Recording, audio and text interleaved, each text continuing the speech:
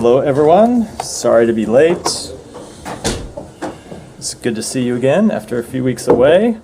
I'm going to start with some brief remarks. Earlier today, in a bipartisan vote, Liz Allen was confirmed by the Senate as the department's 10th Undersecretary for Public Diplomacy and Public Affairs, completing our senior leadership team. Upon taking the oath of office, this will be Undersecretary-designate Allen's 6th role at the department.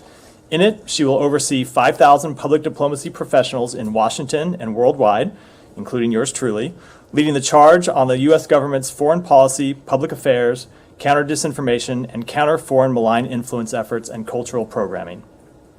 The Undersecretary-designate's confirmation represents broad consensus that the work of public diplomacy, that of telling America's story, developing the leaders of tomorrow, and building trust and credibility, including by calling out foreign malign influence, is more critical than ever. In this role, she will focus on the challenges we face from our adversaries, including countering foreign malign influence and disinformation, particularly through access to digital literacy programs and support of independent media, engaging domestically to explain how foreign policy is working for the American people, supporting and resourcing the global public diplomacy team with training and professional development opportunities, and continuing to serve as a strategic counselor to the Secretary. Undersecretary-designate Allen began her career as an intern in the Office of Global Women's Issues under Secretary Condoleezza Rice, and has since served in senior-level communications roles in the White House and private sector. I can say that we collectively, and speaking for myself personally, are thrilled to have Liz confirmed and formally assuming this very senior role. And with that, Matt. That's it? That's it. You missed the most important point. Which is it the Buffalo, about the Buffalo Bills? Are you a Bills fan? I'm from Buffalo, well, as is Liz. There you go. And that's the most important. I didn't want to set the precedent of having to speak to everyone's sports affiliations every time I mentioned a senior official from the podium. Secondly, so does she get to move into the old our office, or is that still being squatted in by former Secretary Kerry? I will let you take that question up with the appropriate parties. I don't think I want to jump into the middle of it. Really? Because that was, for many, many years, it was our office. Yes. Until.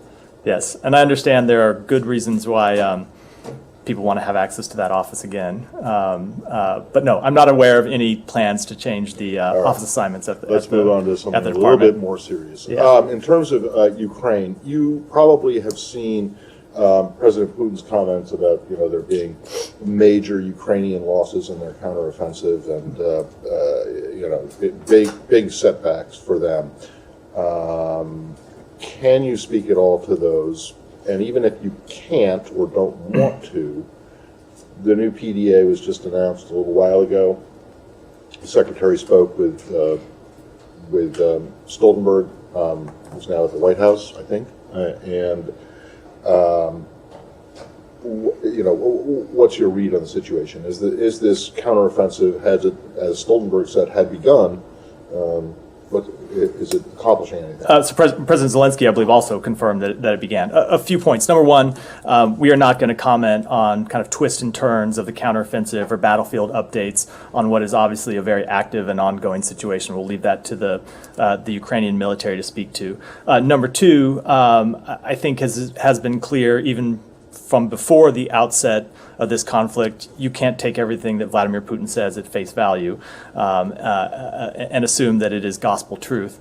And that number three, as you alluded to with the PDA we announced today, we will continue to, both from the United States standpoint and working with our allies and partners, including our allies in NATO, to provide Ukraine the assistance they need both to prosecute this counteroffensive and to secure a long-term deterrence capability for them. Can I follow up? Yeah, go ahead. Go ahead, Alice. May I get a quick reaction to today's targeted strikes on Zelensky's hometown, which claimed more than a dozen lives? I presume the only reason why they are doing it is that because that's Zelensky's hometown. Any reaction to that? I wouldn't speak to Russian intentions, but I would speak to the outcomes, which is, once again, a Russian missile strike has killed Ukrainian civilians, something we've seen since the outset of this conflict, where they have not targeted just military installations or just troops on the battlefield, but they have had a systematic, intentional campaign to target Ukrainian civilians and Ukrainian civilian infrastructure through repeated airstrikes, missile strikes, and this was just the latest example of that. Now, on the issue of dam, the reports that Moscow has already targeted second dam in the Zaporozhye region. First of all, your reaction to that. Secondly, how much of these change your calculus in terms of the first dam, your reaction to the first dam, who was behind the first dam, and also your analysis on the current situation? So I haven't seen the report that you referred to, so I won't speak to that. And with respect to the dam that unfortunately collapsed last week, I will say we continue to look into the matter. We have no change in our ability to offer a public accounting of what happened, but I will say that one thing that's clear is that the dam is in an area that Russia occupied and that Russia was in control of the dam, but beyond that, don't have any further information to offer. Is there any And trust one more, issue? Alex. Just a follow-up. Is there any trust issue between Washington and Kyiv on this? You're cooperating with Ukraine to investigate what's going on, and Ukraine said it's Russia who is doing it. Don't you trust your ally? We absolutely trust Ukraine. Go ahead, Said. Very quick follow-up to Matt's question, but they also claim that they captured. I'm sorry. No, Buffalo, no. On Putin's statement. But they also and no congratulations to the Nuggets. I'm sorry to jump that in. No what? No congratulations to Denver.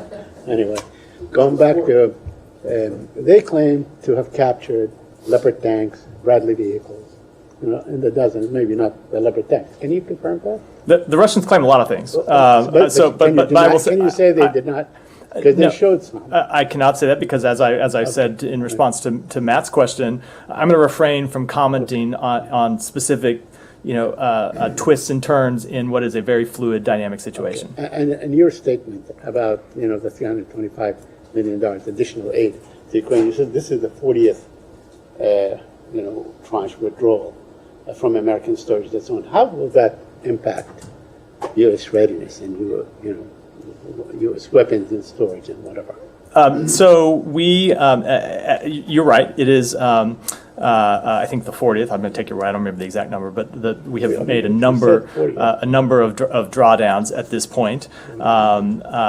And the Pentagon, who should speak to this more directly than me, has made clear that we need a long-term strategy to ensure that not just the United States, but the United States and our NATO allies and partners and other countries in the world have the ability to long-term fund our ability to deter and defend, as well as Ukraine's ability to deter and defend. But with respect to anything more specific, I'd refer you to the Pentagon. Yeah. Yeah, France today said the foreign ministry said they had uncovered a major disinformation campaign that affected several prominent French newspapers, Le Monde and what have you. That was, they say, clearly directed and inspired from Russia. Do you have any comment on that, on this report from the French foreign ministry? I don't have any comment specifically on that report, other than that we're, of course, aware of it. But that would be in keeping with Russia's long-time pattern of sowing disinformation in the West, of trying to erode trust, of trying to seed misinformation and lies about what's occurring in Western governments, in Western public life. So that would be entirely consistent with their pattern of behavior going back a number of years now. To your knowledge, do you have any information that this same campaign is being led here, has affected here, newspapers or media in the United States recently? I don't. Obviously, we've spoken to this before. We've seen examples of Russian disinformation operations aimed at the United States in past years, and at times we've made public those disinformation operations, but I don't have anything current to make public. Thanks. The Wall Street Journal is reporting that the CIA warned the Ukrainian government not to attack the Nord Stream gas pipelines after it obtained detailed information about a Ukrainian plot. Can you confirm this, and were there any such warnings against such action from this building to the Ukrainians? Can you just repeat the first part of that question again? I didn't quite catch it. The Wall Street Journal is reporting that the CIA warned the Ukrainian government not to attack the Nord Stream gas pipelines after it obtained detailed information about a Ukrainian plot. If you can confirm that, and if any such warnings came from this building. So I will just say we're not going to comment on private diplomatic conversations that we have with Ukrainian officials with respect to the underlying question. That is a matter, of course, that is under investigation by a number of European governments, and we will wait for the outcome of those investigations. Say something? Well, let me make sure. Anyone else on before? I'll let you change subject. But let me. Yeah. So I want to ask about Pakistan. Well, hold before. So I didn't let Michelle change the subject. So anything else on Russia, Ukraine before we go? Let me go with Michelle first, then I'll come to you. Do you have any direct or indirect talks with Iran regarding the JCPOA or U.S. hostages there?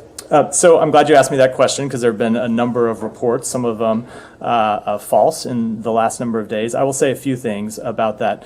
Number one, we have always had the ability to deliver messages to Iran when it's in the interest of the United States to do so. Number two, as we have made clear since the beginning of this administration, the president is committed to ensuring that Iran never obtains a nuclear weapon, and we believe that diplomacy is the best means to accomplish that, though we have also been clear that we have taken no option off the table. And then something I specifically wanted to comment on, because I've seen this reported, that there is an interim deal of some sort. That is completely false.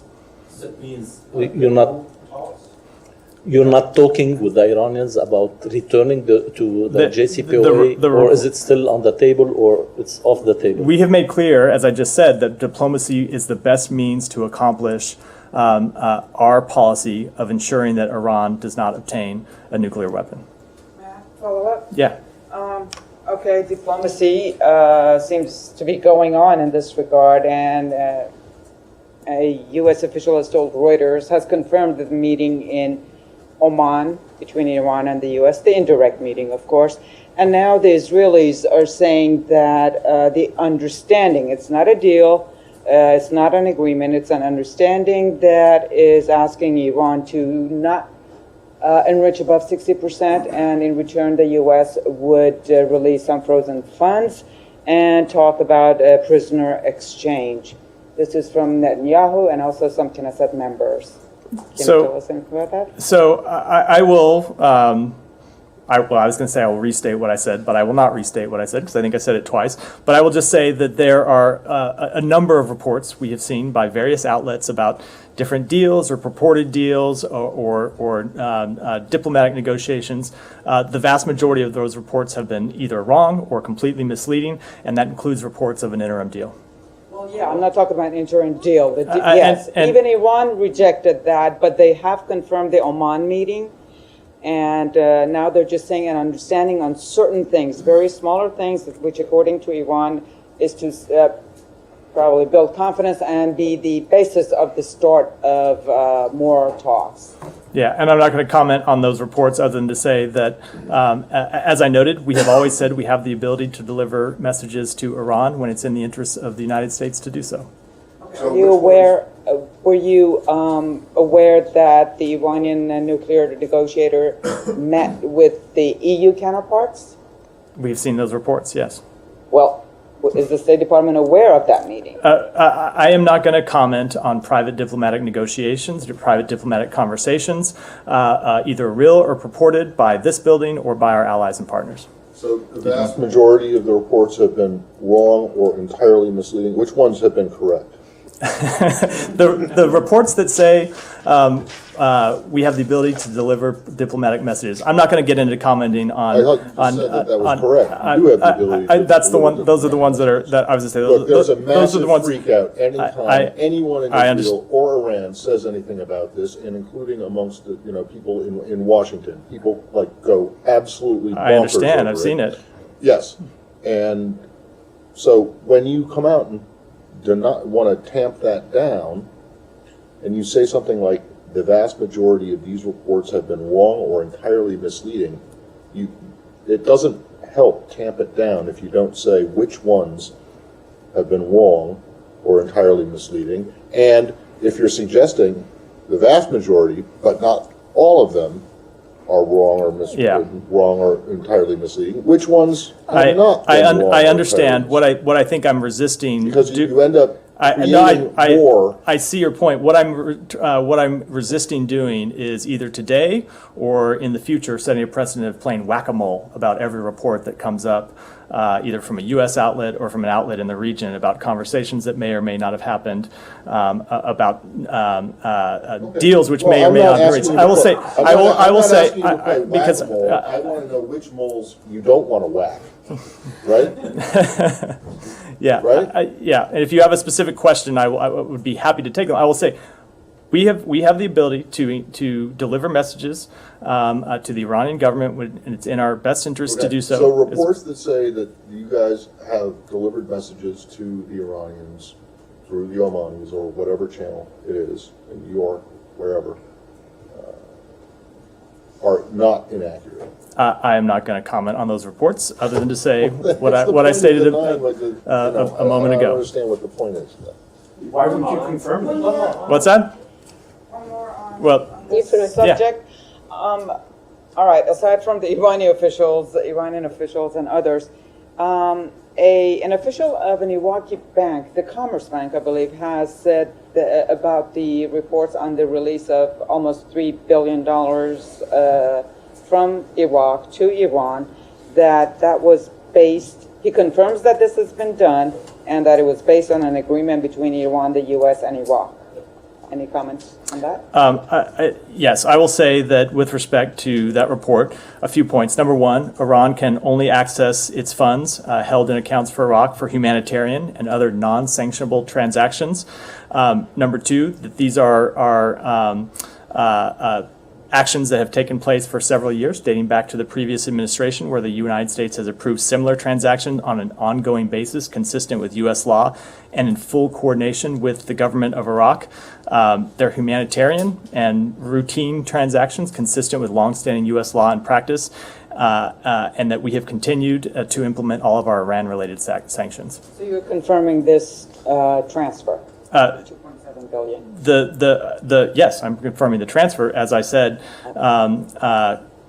consistent with transactions that have taken place going back a number of years. Hold on a second. Are you confirming the transfer of money from Iraq to Iran, or to Iran to Iran banks, or are you confirming the fact that the waivers have been previously signed, were also signed last week? The latter. That should So be. you're not confirming that you know that this money has actually been sent from Iraq into the latter, and I will let Iraq accounts. speak to It's not supposed to be speak to that. transferred. It's supposed to be used Yes, for goods. yes. Different issue. Can you clarify just that, so that we come out of here? Yeah. Clear. What are you confirming exactly? Yes. That we approved a transaction consistent with previous transactions that have been approved to allow Iran to access funds held in accounts in Iraq for humanitarian and other non-sanctionable transactions. Previous ones weren't for goods, were they? I won't speak to previous Was ones. there a bilateral agreement, U.S., Iraq, and Iran, or how? Our conversations about this have been with the Iraqi government. One more? Yeah, one more on. Was this on? Yeah, go ahead, please. Go ahead. Thank you.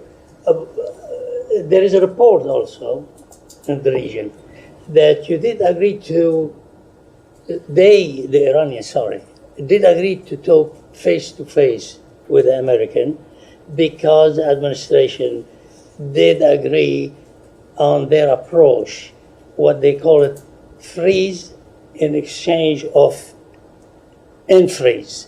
They freeze the program, you unfreeze their asset, and you lift some of the sanction. Is that it? Can you comment on this exchange, whether it did happen or not? No, I don't have any comment on that other than what I said previously. But you did talk with them face to face. Is that right? As I said, we have the ability to deliver the messages, and I'm not going to comment on it any further than that. But the State Department confirmed it to the Financial Times.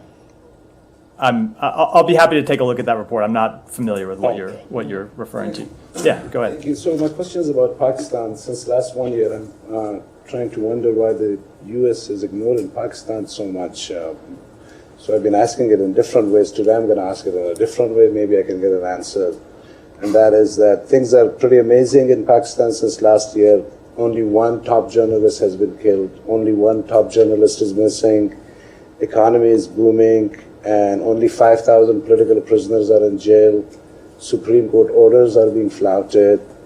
And now the parliament, which has an opposition leader who is going to be running from the ruling party in the next election, they have now chosen to establish military code to try civilians. Does the U.S. have no friendship or guidance that they can give to the Pakistani regime with regard to these things?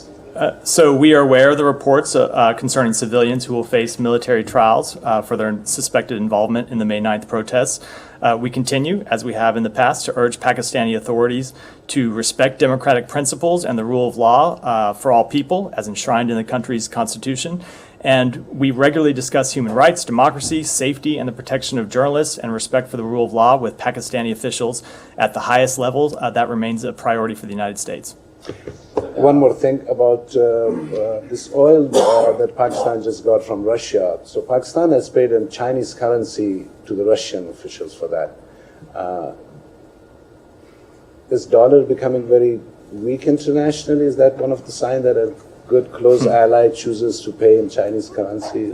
No, I don't think so. In fact, I would say, first of all, with respect to that transaction, we have been very clear that each country has to make its own choices based on its own circumstances in terms of energy imports. But since you asked about that, one of the things that I think is notable about that is that our understanding is that Russian oil was sold at a significant discount to market rates. And I think it's a sign of the price cap that the U.S. with our allies and partners imposed on Russian oil that has driven down the price for Russian oil. So the Russian oil sells well below market prices, and by our estimates have deprived the Russian government of somewhere around $100 billion in additional revenues that would go to fund their war machine in Ukraine.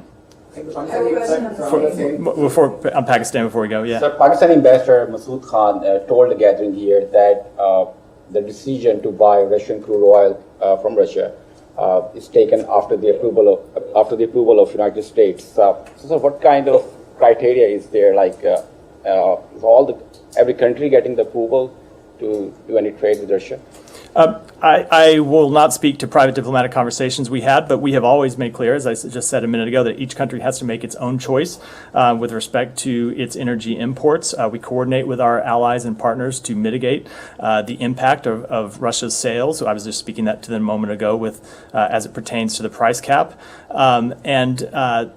I'll finally note that the United States does not have sanctions against Russian energy exports to other countries. The Pakistani ambassador also said that there are very close negotiations going on with the U.S. For the military assistance, military aid, which was suspended by the Trump administration. It was suspended, like security cooperation was suspended during the Trump administration. So is there any update on that? I don't have any update on that. Anything else on Pakistan before I go? Same topic. Yeah. So did Pakistan consult the U.S. before making the deal with Russia, to get the Russian oil? I'm not going to speak to any private diplomatic conversations, other than to say that we consult with partners all around the world on these questions, but we understand that these are choices that every country must make for themselves. Go ahead. Yeah. Yeah, China and Korea. Yeah. First question, China refuses to engage in military dialogue with the United States, but do you think China will come to the diplomatic table? And what is the U.S.'s current status on diplomatic dialogue with China? So we do think it's important that we responsibly manage the relationship with China. The Secretary has spoken to this on a number of occasions, as has the President. Assistant Secretary Crittenbrink was in China last week. Ambassador Burns has had very recently a number of close conversations with his Chinese counterparts. And of course, as we've said before, Secretary Blinken looks forward to rescheduling his trip to China. So do you think possibility in Secretary Clinton and Chinese Foreign Minister meeting will soon as possible? Sometimes they denied it. I mean, Chinese government denied this meeting. I won't speak to the timing of any meetings other than to say that we believe that diplomatic engagement is important with China so we can responsibly manage the relationship with China, so we can directly raise concerns we have about the PRC's behavior, and so we can look for areas where we can cooperate internationally. One more quick. As you know, due to recent inappropriate statement by Chinese ambassador to South Korea, Xing Haiming, the Chinese and South Korean ambassadors were each summoned. What can you say about China's reckless diplomatic practices? I don't have any comment on that, other than Korea is, of course, a close ally of ours, and we'll continue to work with them on issues in the region. Anything else on China? Yeah, go ahead. Thank you. The Sunday Times recently ran a lengthy piece, highly sourced to anonymous State Department investigators about the origins of the coronavirus pandemic, and seemed overwhelmingly to finger China as the culprit. The piece made mention of the PREDICT program, but didn't cite that it was a USAID State Department program. As I think you're probably aware, a piece was published in 2015 entitled "A SARS-like cluster of circulating bat coronaviruses shows potential for human emergence in Nature Medicine." This was accompanied by a note that it was funded, an addendum, a correction really, that it was funded by USAID.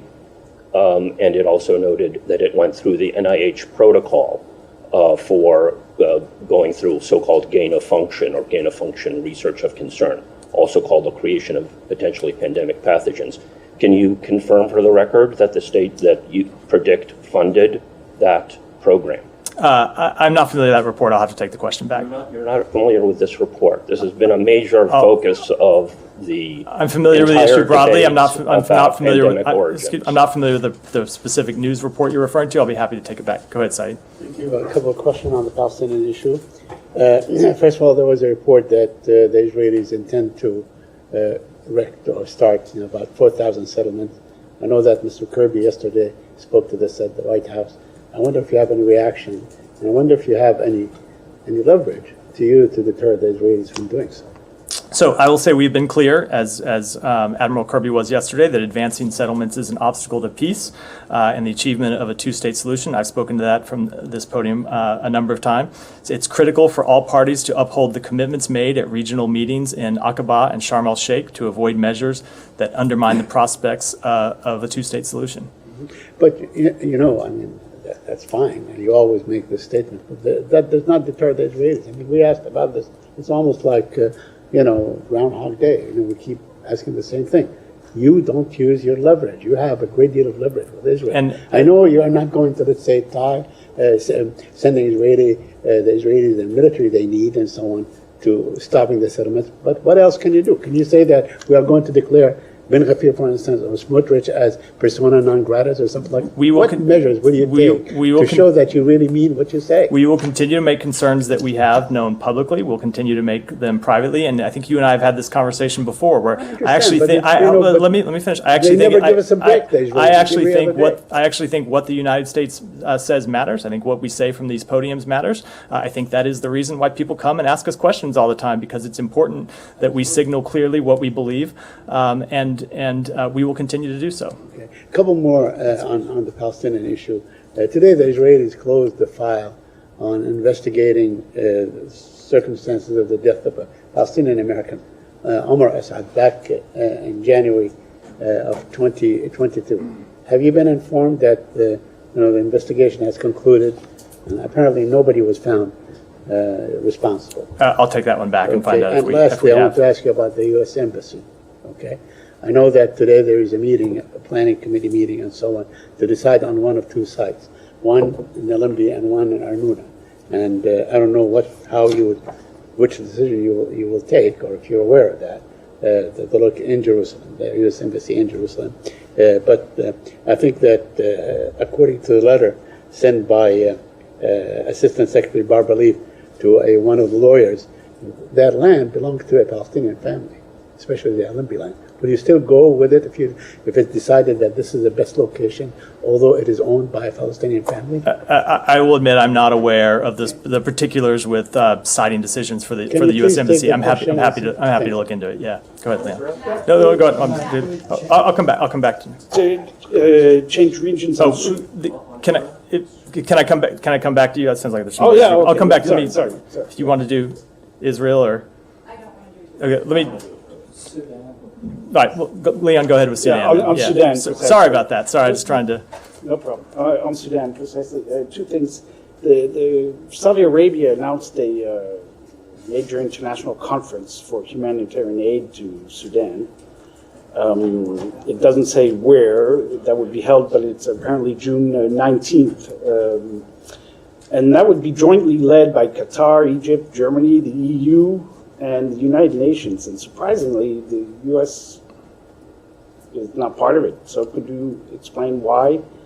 And if that is in fact the case, or are you going to be part of this conference? And then secondly, on Sudan, could you give us this exact status right now of the talks, that were suspended, but the talks in Jeddah, and are the delegations still physically there? Is there anything, or is it already over? So I will say, first of all, with respect to humanitarian assistance, leaving aside this conference, which I'll be happy to get more specifics on, the United States remains the largest single humanitarian donor to the region. We've been involved in delivering humanitarian assistance to the region since the outset of this conflict. And of course, one of the major purposes of the ceasefire that we, along with our Saudi partners, have helped broker, the series of ceasefires, was to allow the delivery of humanitarian assistance. So we will remain engaged in trying to secure the conditions to allow the delivery of humanitarian assistance, and then get humanitarian assistance into the country. Okay, are you in fact participating in this? I don't know. I'll get you a direct answer to that. Because the Secretary of State obviously was. Yeah, we were just. Last week. I can't. But whether we're involved in one conference or not, I don't know the answer to that. But I can tell you, our humanitarian assistance commitment to the region has been unparalleled, as well as the work we've done to make sure that humanitarian assistance by other countries can flow into the region. With respect to the question about talks, they have been suspended. Ambassador Godfrey, who was in the region leading the U.S. delegation, is back in the United States now for consultation. We have other officials who are in the region to resume engagement if and when conditions merit it. But as you noted, the talks are suspended at this time. So there's any American delegation in Jeddah still? No, there are American officials. Ambassador Godfrey is not there. We do have an American official we do, yeah. Okay. Good. Was it Sudan? Because I thought I had one more Sudan. I swear, I'll do the Sudan and then I'll come to you. Sudan. I take two questions. I'll get a different question again. Okay, let me go ahead, Olivia. Thank you. Sorry. No, that's okay. Has the State Department heard any concerns from its allies stemming from possible intelligence disclosures related to the classified documents retrieved from Mar-a-Lago?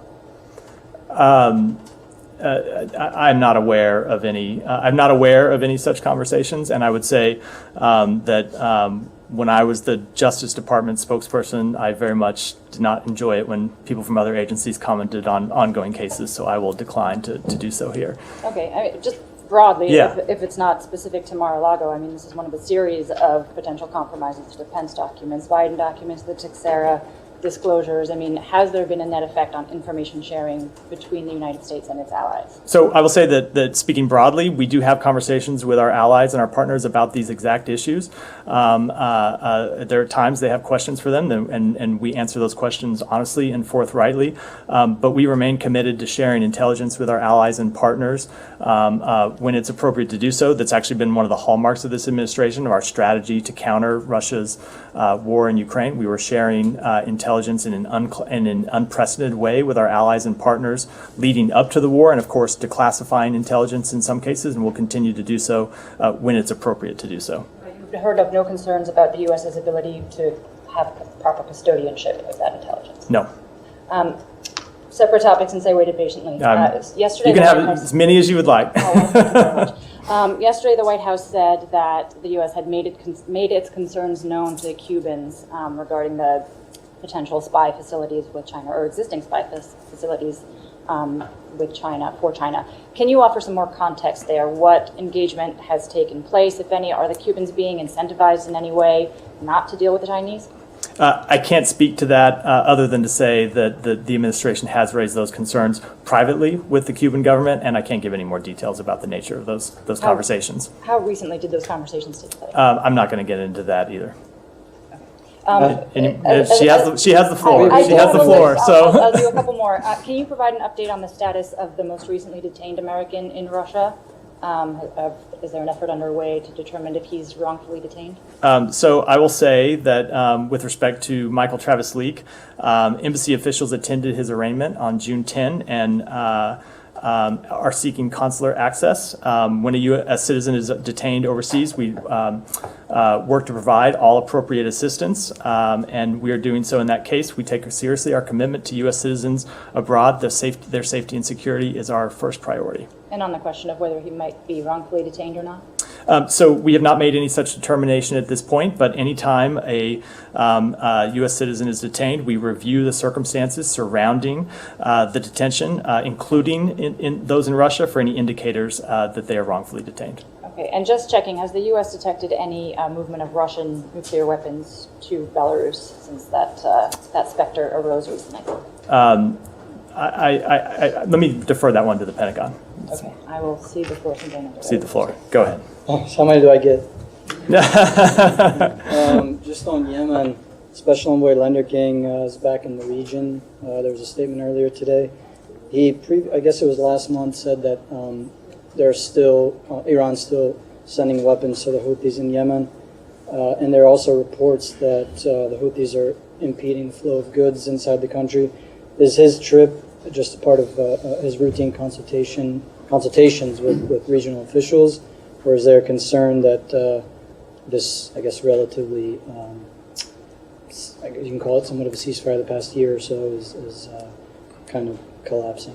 So I won't speak to the details of his trip other than to say that we remain engaged in seeing that ceasefire is upheld and remain actively involved in the region. The Secretary had discussions about this when we were in Saudi Arabia last week, attending the meetings of the GCC, had a number of bilateral conversations about it. But with respect to this specific trip, I don't have anything just a follow-up on the Secretary to offer.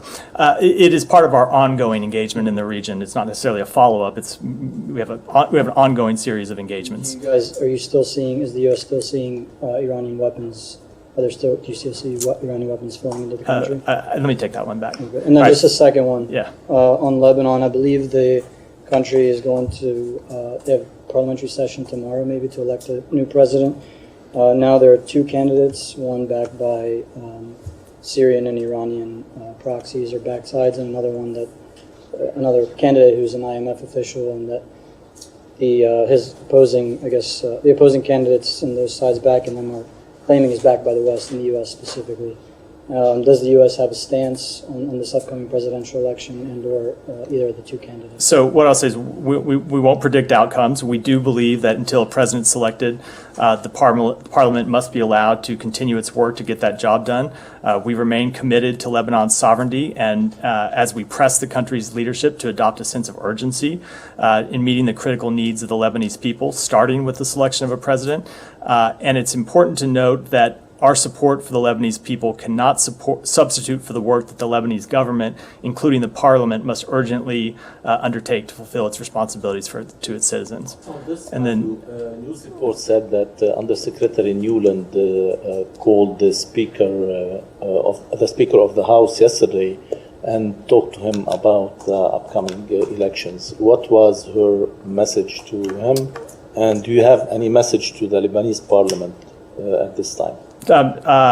She did have a constructive conversation with the Speaker of the Lebanese Parliament yesterday. She thanked the Speaker for his willingness to try to maintain a quorum and thereby hold open electoral sessions so that Parliament can select a president.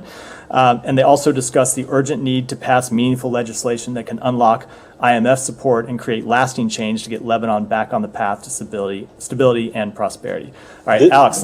Did she ask him specifically to elect a president tomorrow? I'm not going to comment other than what I just mentioned for me. Alex, this will be the last one. Thanks so much. On South Caucasus, foreign ministers of Armenia and Azerbaijan were supposed to meet in Washington this week, which apparently got cancelled. I'm just wondering how much of this reflects the state of the negotiation process and the differences. I mean, you don't expect us to believe that this is just a conflict on Google Calendar issue, is it? It was 100% due to scheduling issues. We look forward to hosting another round of talks in Washington as the parties continue to pursue a peaceful dialogue for the South Caucasus region. As we've said before, we believe direct dialogue is key to resolving the remaining issues. We believe an agreement is within reach. This meeting, unfortunately, couldn't go forward 100% due to scheduling issues, and we look forward to rescheduling it as soon as we can. Do you expect them to visit Washington by the end of this month? I'm not going to put a time frame on it other than to say we look forward to holding the meeting again. Thank you. Thank you all.